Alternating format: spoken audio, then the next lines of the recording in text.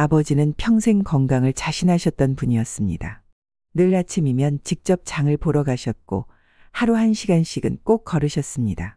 하지만 어느 날부터인가 아버지가 점점 야위어 가는 것이 느껴졌습니다. 처음에는 그냥 입맛이 없으신가 보다 했습니다. 나이가 드시면 원래 식욕이 줄어든다고 하니까요. 그런데 몇 달이 지나자 아버지의 옷이 헐렁해졌고 팔뚝과 다리는 눈에 띄게 가늘어졌습니다. 전에는 즐겨 드시던 음식도 한두 숟가락 드시다가 내려놓으셨고 속이 더부룩하다며 식사를 거르시는 날도 많아졌습니다. 그때까지만 해도 저는 대수롭지 않게 생각했습니다. 하지만 어느 날 아버지가 거울을 보시면서 조용히 말씀하셨습니다. 내가 이렇게 많이 말랐구나. 그제야 저는 불안해졌습니다. 어쩌면 이게 단순한 식욕 저하가 아니라 신체가 보내는 더 깊은 신호일 수도 있겠다는 생각이 들었습니다. 오늘은 40년 경력의 가정의학과 전문의와 함께 신체가 보내는 마지막 신호에 대해 알아보겠습니다. 지금부터 김동현 박사님의 깊이 있는 말씀을 들어보겠습니다. 안녕하십니까. 저는 현직 가정의학과 전문의 72세 김동현입니다. 40년 넘게 병원에서 노인 환자분들을 진료하면서 한 가지 깨닫게 된 점이 있습니다. 노화는 자연스러운 과정이지만 어떤 변화들은 단순한 노화가 아니라 신체가 보내는 마지막 신호일 수 있다는 것입니다. 가족들이 가장 후회하는 순간은 사랑하는 어르신이 떠나신 후입니다. 그때 그냥 나이 들어서 그러신 줄 알았어요. 체중이 줄어드는 걸 보고도 별거 아니라고 생각했어요. 하지만 신체는 마지막을 준비할 때 여러 가지 중요한 변화를 보여줍니다. 이 신호들을 미리 알아차린다면 후회보다는 더 많은 시간을 의미 있게 보낼 수 있습니다. 오늘 이 시간을 통해 노인이 마지막 해를 보낼 수도 있다는 5가지 신호를 정확히 이해하고 대비하는 방법을 알려드리겠습니다. 이야기를 시작하기 전에 구독과 좋아요를 눌러주시면 행운이 찾아옵니다. 첫 번째 신호는 체중 감소와 신체 변화의 시작입니다. 체중 감소, 단순한 노화가 아닙니다. 어머니가 요즘 식사를 잘 안 하시고 옷이 점점 헐렁해지고 있어요. 아버지가 몇 달 전보다 살이 많이 빠지셨는데 나이가 들면 원래 그런 걸까요? 이런 고민을 하는 가족들이 많습니다. 하지만 대부분의 경우 이를 단순한 노화 과정으로 생각하고 대수롭지 않게 넘기는 경우가 많습니다. 노인이 되면 자연스럽게 입맛이 줄어들고 살이 빠질 수도 있다고 여기기 때문입니다. 그러나 체중 감소는 결코 가벼운 신호가 아닙니다. 병원에서 많은 환자들을 진료하면서 공통적으로 발견한 점이 있습니다. 바로 사망 6개월에서 1년 전부터 체중이 급격히 줄어드는 경우가 많다는 것입니다. 가족들은 최근에 입맛이 없으신 것 같아요 라고 말씀하시지만 사실 체중 감소는 단순한 식욕 저하가 아니라 신체 기능이 점차 멈춰가고 있다는 신호일 수 있습니다. 체중이 줄어든다는 것은 무엇을 의미할까요? 첫 번째 원인은 영양소 흡수 장애입니다. 노인이 되면 위와 장의 기능이 약해지면서 음식물을 제대로 소화하고 흡수하는 능력이 떨어집니다. 예전과 같은 양을 드시더라도 몸이 이를 효과적으로 활용하지 못하기 때문에 체중이 줄어들게 됩니다. 소화가 어려운 음식은 부담이 되어 자연스럽게 섭취량이 줄어들고 결과적으로 몸이 필요한 영양소를 충분히 공급받지 못하는 상황이 됩니다.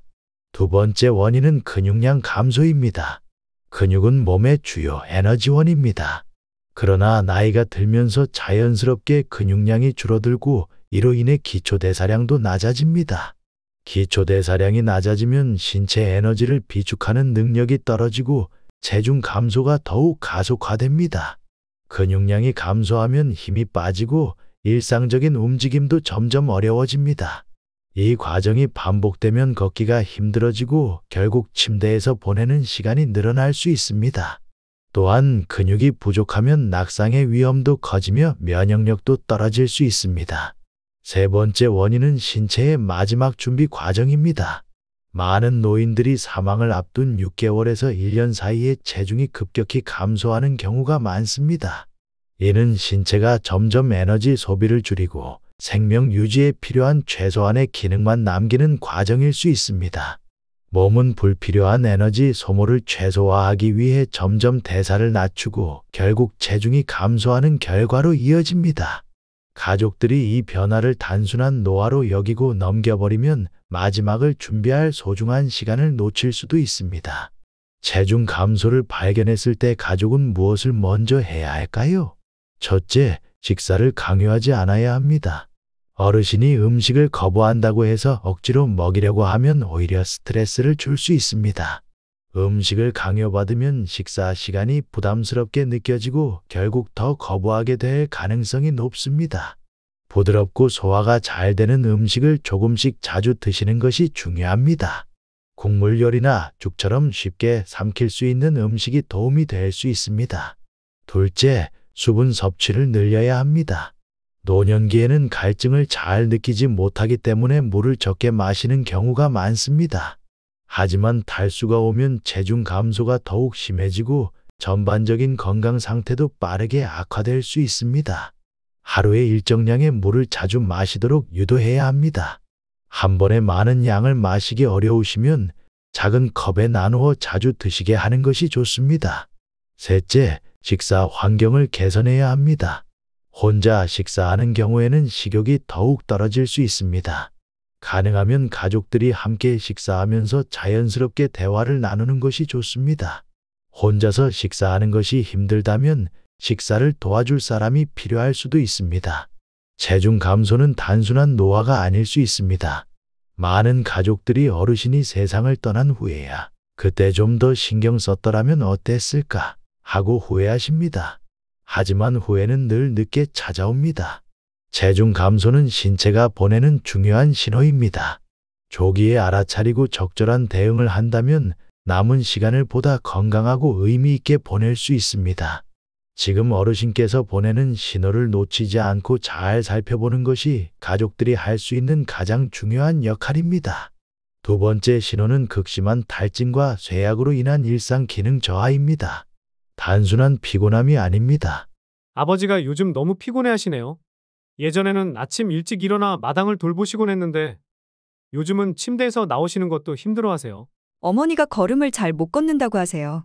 조금만 움직이셔도 금방 지쳐 하시는데 병원에서는 특별한 이상이 없다고 하네요. 이런 이야기를 하는 가족들이 많습니다. 대부분은 이를 자연스러운 노화 과정이라고 생각하지만 사실 노년기에 나타나는 지속적인 피로감과 쇠약은 단순한 노화가 아닐 가능성이 높습니다. 병원에서 환자들을 돌보면서 한 가지 공통점을 발견하게 됩니다. 사망을 앞둔 노인분들은 보통 체중이 감소한 이후 극심한 피로감을 느끼고 활동량이 급격히 줄어드는 경향을 보입니다. 이때 가족들은 움직이면 나아지실 거예요 라고 말하며 어르신을 산책이나 가벼운 운동에 참여시키려고 하지만 오히려 피로가 더 심해지는 경우가 많습니다. 이것은 신체가 에너지를 유지하는 능력을 점점 잃어가고 있다는 신호일 수 있습니다. 왜 극심한 피로와 쇠약이 나타날까요? 첫 번째 원인은 신체 에너지 생산 기능 저하입니다. 나이가 들면 몸의 세포가 에너지를 만드는 과정이 점점 비효율적으로 변하게 됩니다. 젊을 때는 음식을 섭취하면 이를 에너지로 변환하여 활동하는 것이 자연스러웠지만 노년기에는 섭취한 음식이 에너지로 변환되는 속도가 느려지고 결과적으로 피로를 더 쉽게 느끼게 됩니다. 두 번째 원인은 근육량 감소입니다. 체중 감소와 마찬가지로 근육량이 줄어들면 신체 활동이 어려워집니다. 근육은 단순히 움직이는 데 필요한 것이 아니라 우리 몸이 에너지를 저장하고 소비하는 데 중요한 역할을 합니다. 그러나 근육이 줄어들면 몸은 더욱 피곤함을 느끼고 작은 움직임조차 부담스럽게 느껴지게 됩니다. 이 과정이 반복되면 점점 활동을 줄이게 되고 결국 더욱 쇠약해지는 악순환에 빠질 수 있습니다. 세 번째 원인은 신체의 생존 전략입니다. 사망이 가까워지면 신체는 필수적인 기능만 유지하려는 경향을 보입니다. 몸이 에너지를 절약하기 위해 불필요한 움직임을 최소화하려는 것입니다. 이 과정에서 피로감이 극심해지고 신체 활동량이 급격히 줄어들게 됩니다. 어르신이 특별한 질환 없이도 하루 종일 누워 계시거나 움직이는 것을 힘들어 하신다면 이는 신체가 스스로 에너지를 아끼려는 자연스러운 반응일 수 있습니다. 어르신이 건강을 유지할 수 있도록 돕는 방법을 알려드리겠습니다. 첫째, 무리하게 움직이게 하면 안 됩니다.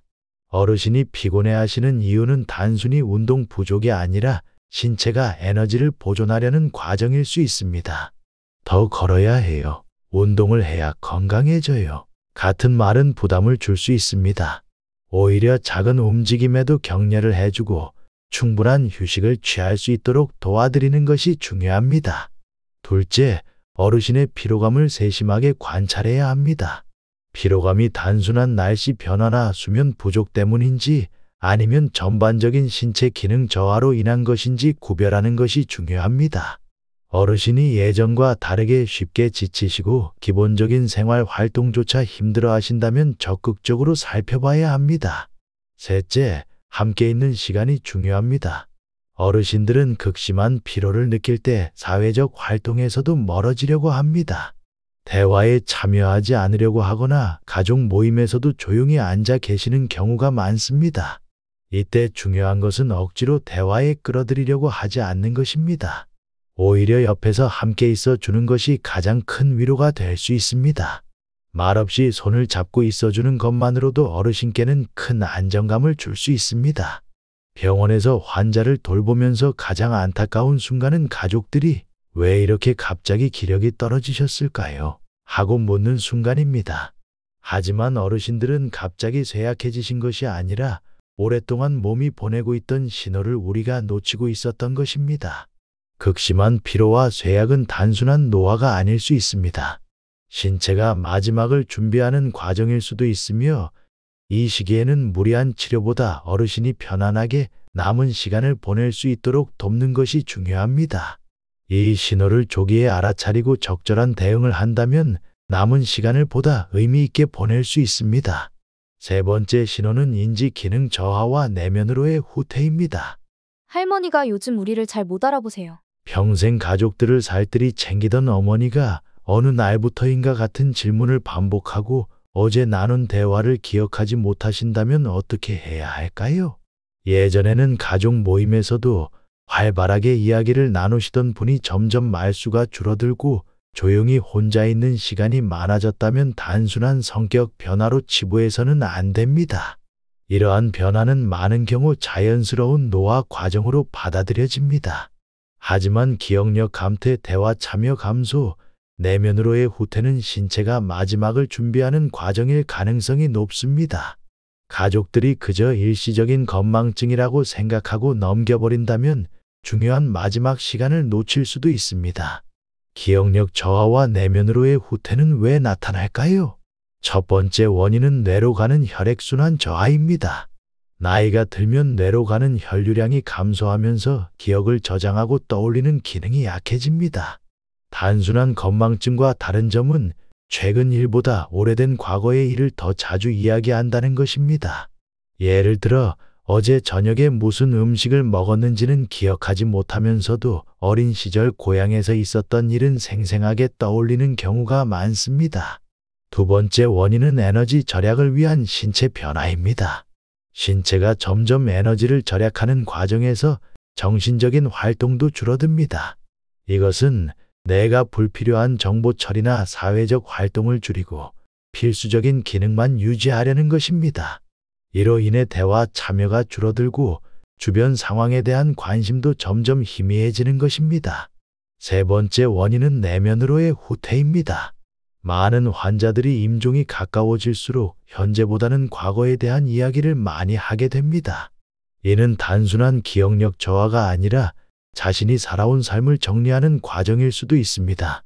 가족과의 대화보다는 혼자 있는 시간을 늘리고 눈을 감고 조용히 앉아 있는 경우가 많아지는 것도 이 때문입니다. 가족들이 신경 써주면 좋은 방법을 알려드리겠습니다.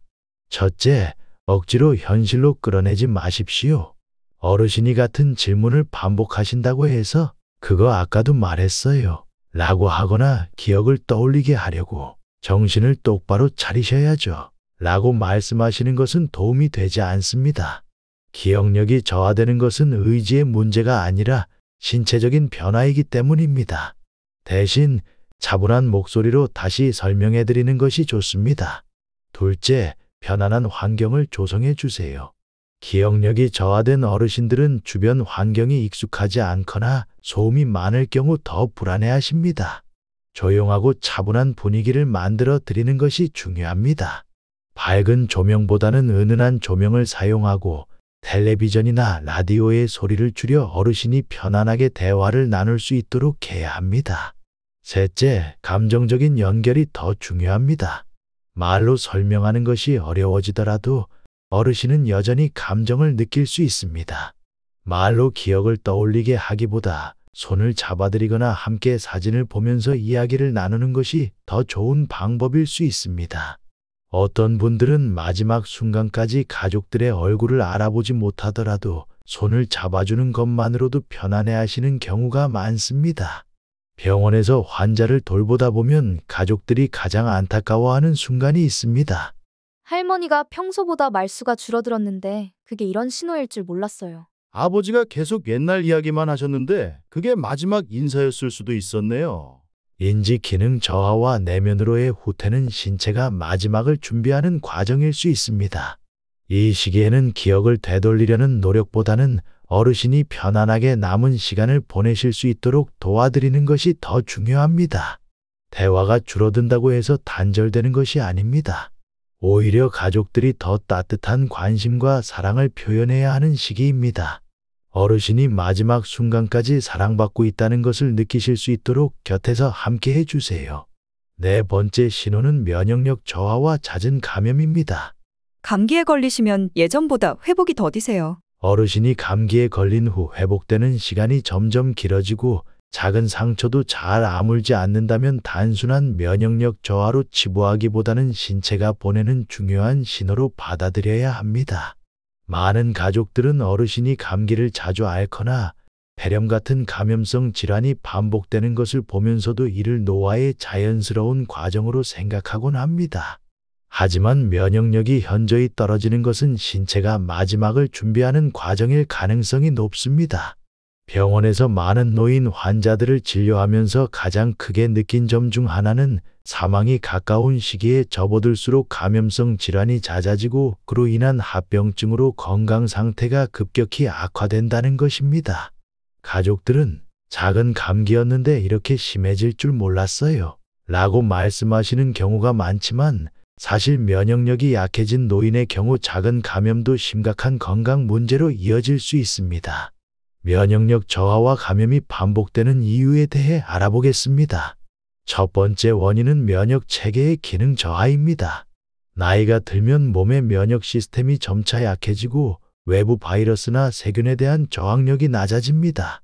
젊을 때는 쉽게 이겨냈던 감염도 노년기에는 몸이 제대로 방어하지 못해 회복이 더디거나 심한 경우 폐렴이나 폐혈증으로 이어질 수 있습니다. 두 번째 원인은 혈액순환의 저하입니다. 혈액순환이 원활하지 않으면 몸의 각 조직에 산소와 영양분이 충분히 공급되지 못하고 상처나 감염이 발생했을 때 회복 속도가 늦어집니다. 특히 손발이 차가워지거나 피부색이 푸르스름하게 변하는 현상이 나타난다면 이는 혈액순환이 약해졌다는 신호일 수 있습니다. 세 번째 원인은 에너지 보존을 위한 신체 반응입니다. 사망이 가까워질수록 신체는 에너지를 불필요하게 소비하지 않으려 합니다. 면역 반응을 활성화하는 것도 에너지를 소모하는 과정이기 때문에 신체는 점점 면역 체계의 기능을 줄여 감염에 대한 방어력을 약화시키는 경우가 많습니다. 이는 신체가 마지막을 준비하는 과정일 수 있습니다. 어르신이 건강을 유지할 수 있도록 돕는 방법을 알려드리겠습니다. 첫째, 작은 감기도 가볍게 여기지 마십시오. 젊은 사람들에게는 사소한 감기일 수 있지만 노인의 경우 면역력이 약해지면 단순한 감기조차 폐렴으로 발전할 가능성이 있습니다. 기침이 지속되거나 미열이 오래가는 경우에는 반드시 의료진과 상담하여 적절한 조치를 취해야 합니다. 둘째, 환경을 청결하게 유지하는 것이 중요합니다. 노인의 면역력이 저하된 상태에서는 주변 환경에서 작은 세균이나 바이러스에도 쉽게 감염될 수 있습니다. 집 안을 깨끗이 유지하고 손 씻기 습관을 길러 감염 위험을 줄이는 것이 필요합니다. 또한 가족들이 감기에 걸렸을 경우 어르신과의 접촉을 최소화하는 것이 좋습니다. 셋째, 체온 유지에 신경 써야 합니다. 체온이 떨어지면 면역 기능이 더 약해질 수 있습니다. 특히 겨울철이나 새벽 시간대에는 체온이 쉽게 낮아질 수 있으므로 따뜻한 옷을 입고 실내 온도를 적절히 유지하는 것이 중요합니다. 손발이 차가워지는 것은 혈액순환이 원활하지 않다는 신호일 수 있으므로 이때는 가벼운 마사지나 따뜻한 물수건을 이용해 혈액순환을 도와주는 것이 좋습니다.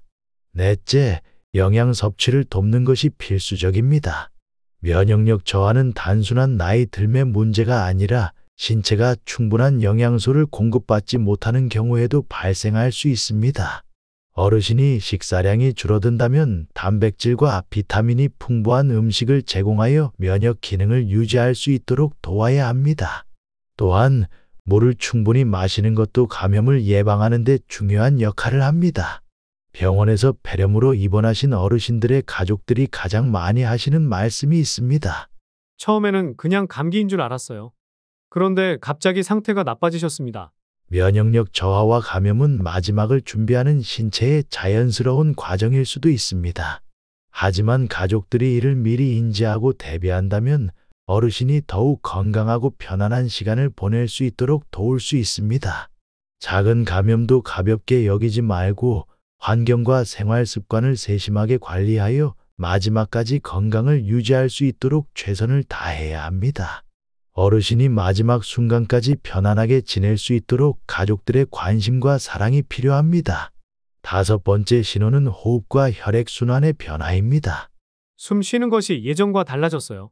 어르신이 갑자기 숨을 더 가쁘게 쉬거나 깊게 들이마셨다가 한동안 멈추는 모습을 보인다면 단순한 노화 현상이 아닐 가능성이 높습니다. 가족들은 어르신이 숨을 고르지 못하거나 손발이 차가워지는 변화를 보면서도 이를 대수롭지 않게 여기곤 합니다. 하지만 호흡과 혈액순환의 변화는 신체가 마지막을 준비하는 중요한 신호일 수 있습니다. 병원에서 많은 노인 환자들을 돌보면서 가장 많이 듣는 이야기 중 하나가 있습니다.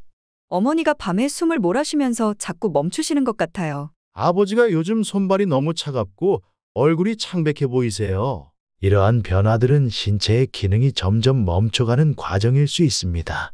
특히 호흡이 불규칙해지고 손발이 차가워지는 현상은 혈액순환이 원활하지 않다는 신호일 가능성이 높습니다. 가족들이 이 변화를 미리 이해하고 대비한다면 어르신이 마지막 순간까지 더 편안하게 지낼 수 있도록 도울 수 있습니다. 호흡과 혈액순환 변화는 왜 나타날까요? 첫 번째 원인은 혈액순환 저하입니다. 사망이 가까워질수록 심장은 점점 약해지고 혈액을 신체 곳곳으로 보내는 힘이 줄어듭니다. 혈액순환이 원활하지 않으면 손과 발끝부터 혈류 공급이 감소하면서 점점 차가워지고 피부색이 창백하거나 푸르스름하게 변할 수 있습니다.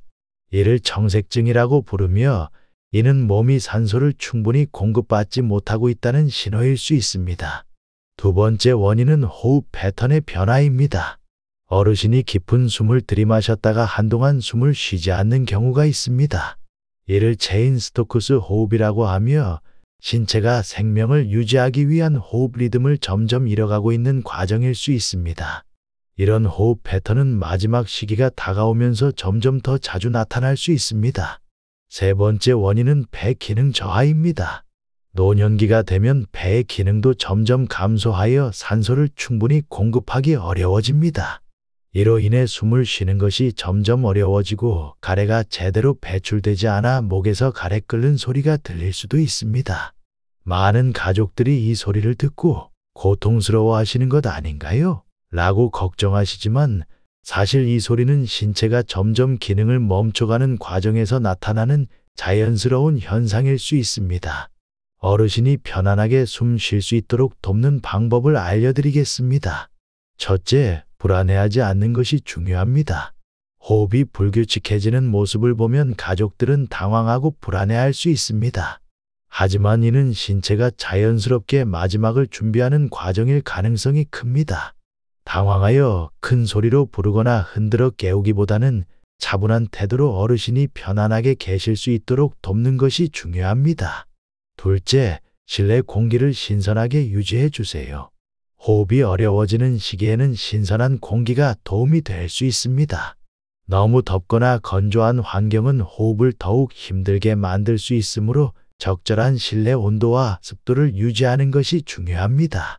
환기를 자주 시키거나 가습기를 사용하여 공기가 너무 건조하지 않도록 해야 합니다. 셋째, 편안한 자세를 유지할 수 있도록 도와주세요. 어르신이 숨 쉬는 것을 힘들어 하신다면 상체를 살짝 높여주는 것이 도움이 될 수 있습니다. 베개를 이용해 상체를 조금 기울이거나 편안한 자세로 눕도록 도와드리는 것이 중요합니다. 넷째, 손발이 차가워질 때 따뜻하게 해주세요. 혈액순환이 약해지면서 손과 발이 차가워질 수 있습니다. 이때 가볍게 손을 잡아드리거나 담요를 덮어 체온을 유지할 수 있도록 도와주는 것이 좋습니다. 하지만 너무 두껍게 덮으면 오히려 불편할 수 있으므로 어르신이 편안한 상태인지 계속 확인하는 것이 필요합니다. 병원에서 임종을 앞둔 어르신들을 돌보면서 가족들이 가장 많이 후회하는 순간이 있습니다. 손발이 차가워졌을 때 뭔가 조치를 했어야 했을까요? 숨을 몰아쉬실 때 힘드셨던 걸까요? 하지만 이러한 변화들은 신체가 마지막을 준비하는 자연스러운 과정일 가능성이 큽니다. 무엇보다 중요한 것은 어르신이 마지막 순간까지 편안하게 그리고 사랑하는 가족의 곁에서 지낼 수 있도록 돕는 것입니다. 가족들이 어르신을 걱정하는 마음을 표현하고 따뜻한 손길을 내밀어 주는 것이 마지막 순간에 가장 큰 위로가 될 수 있습니다. 이 시기에는 치료보다는 편안한 환경을 만들어 주는 것이 더 중요할 수 있습니다. 마지막까지 존엄을 지키며 평온한 상태로 지낼 수 있도록 가족들의 따뜻한 관심과 배려가 필요합니다.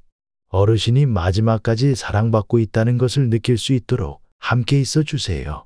저는 오랜 시간 병원에서 노인 환자분들을 진료하며 많은 가족들이 비슷한 순간을 마주하는 것을 보았습니다. 어르신의 몸은 마지막을 준비하며 신호를 보내지만 이를 놓치고 지나치는 경우가 많습니다. 그리고 시간이 흐른 후 가족들은 이렇게 말씀하십니다. 그때는 그냥 피곤하신 줄 알았습니다. 조금만 더 신경 썼다면 더 좋은 시간을 보낼 수 있었을 텐데요. 신체가 보내는 마지막 신호들은 어르신이 곧 중요한 변화를 맞이할 수 있다는 사실을 알려줍니다. 그러나 이 신호를 미리 인지하고 대비한다면 가족들은 후회보다는 더 의미 있는 시간을 함께 할 수 있습니다. 신체의 변화는 누구에게나 찾아옵니다. 하지만 그 순간이 오기 전에 미리 신호를 알아차리고 어르신이 마지막까지 편안하게 지낼 수 있도록 돕는 것이 가족들의 역할입니다.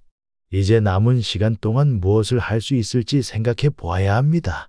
어르신께 더 따뜻한 말 한마디를 건네고 곁에 머무는 시간을 늘리는 것, 그것이 마지막 순간을 후회 없이 맞이하는 가장 중요한 방법일 것입니다.